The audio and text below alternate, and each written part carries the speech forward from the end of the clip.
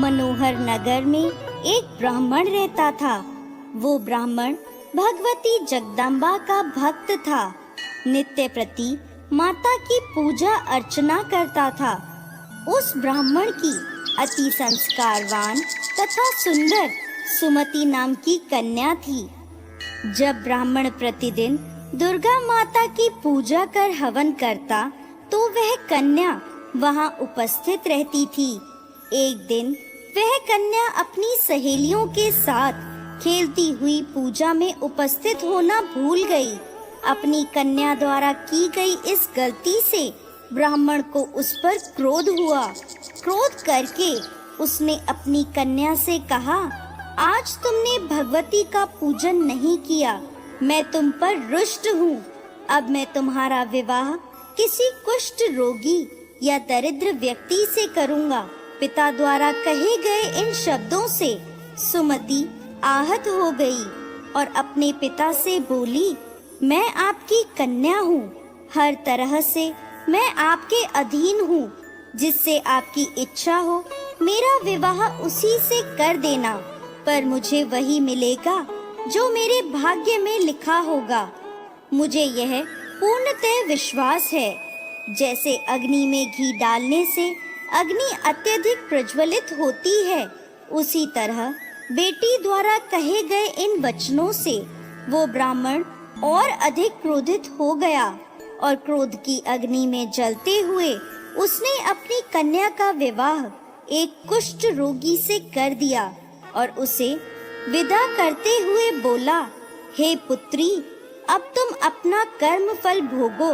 देखते हैं भाग्य के भरोसे रहकर तुम क्या करती हो। वो कन्या ऐसा पति पाकर दुखी थी, लेकिन उसने सोचा कि भाग्य के लिखे को कोई नहीं मिटा सकता। ऐसा सोचकर वो अपने पति के साथ वन में चली गई। वो रात्रि उन दोनों ने बहुत कष्ट से व्यतीत करी। सुमति की ऐसी दशा देखकर देवी भगवती वहां प्रकट हुई और बोली, पुत्री, मैं तुम पर प्रसन्न हूँ, तुम जो चाहे मुझसे मांग सकती हो।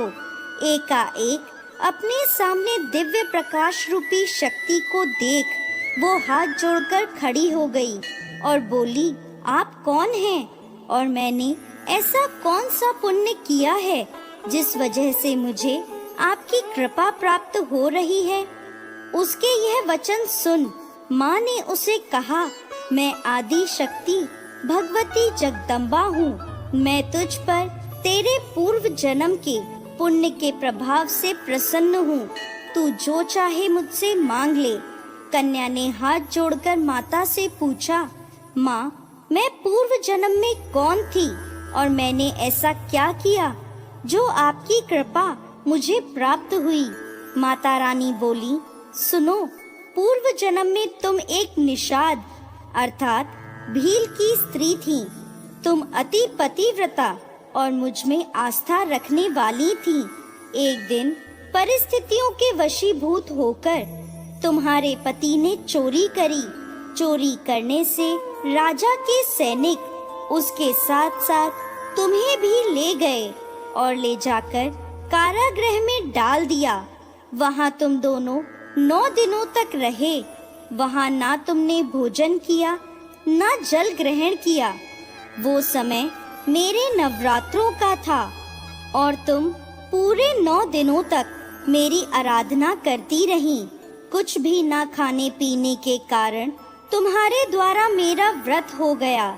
उस समय तुमसे जो व्रत हुआ उसके प्रभाव से प्रसन्न होकर मैं तुम्हें मनवांछित फल प्राप्त करने का आशीर्वाद देती हूँ। तुम्हारी जो इच्छा हो मांग लो। वह कन्या बोली, आप मुझ पर प्रसन्न हो तो मेरे पति को कोढ़ मुक्त करो।